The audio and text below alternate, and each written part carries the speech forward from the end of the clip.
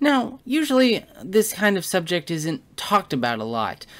For a fun fact, a lot of people that are into politics, especially nowadays, well, in particular the younger generation, tend to disagree with family members over politics.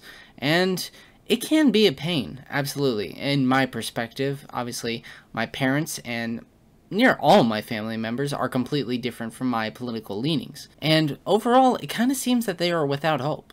They kind of come from a time where, things are different, so they taught their children the same thing, and so on and so on, even if these ideas that they're holding or that they believe in are completely outdated. So, obviously, there's a few things you want to do in this scenario. First, you want to know, what is their political leanings? Are they more so libertarian, more so conservative, maybe authoritarian? Maybe they like certain candidates like Trump. Do they like certain candidates like AOC?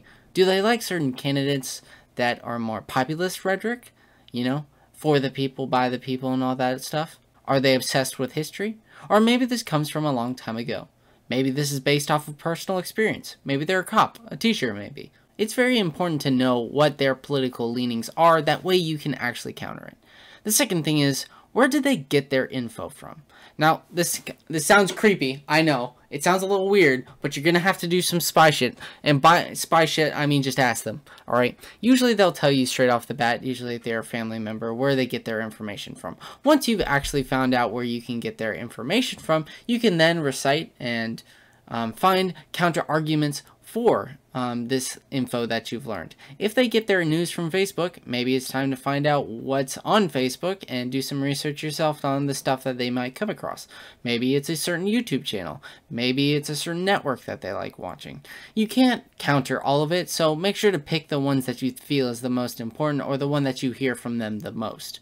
So, by the time that they bring it up, we can also counter it as well. And the last thing to mention is that you need to show them proof. In order to change the family members' minds on certain subjects, you need to come out with hard-hitting proof on nearly everything, right?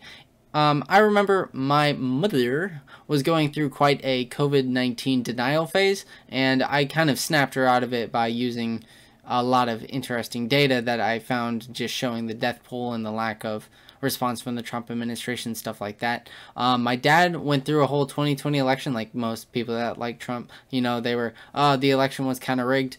I remember, I kid you not, I was addicted to ABC News, just watching all this stuff, because it was the political nightmare that was that election was crazy. So I ended up, I just smashed him in that, because I had references from Georgia. I wish I memorized all of it, but there was stuff from Georgia. There was the certain interviews that was coming up. There was the actual info that was coming out of the news that they were reporting. There was the actual info of actual Republicans there that showed that there was actually no proof of election fraud, stuff like that. So what I'm trying to say is that sure, your family is going to have different political opinions than you do.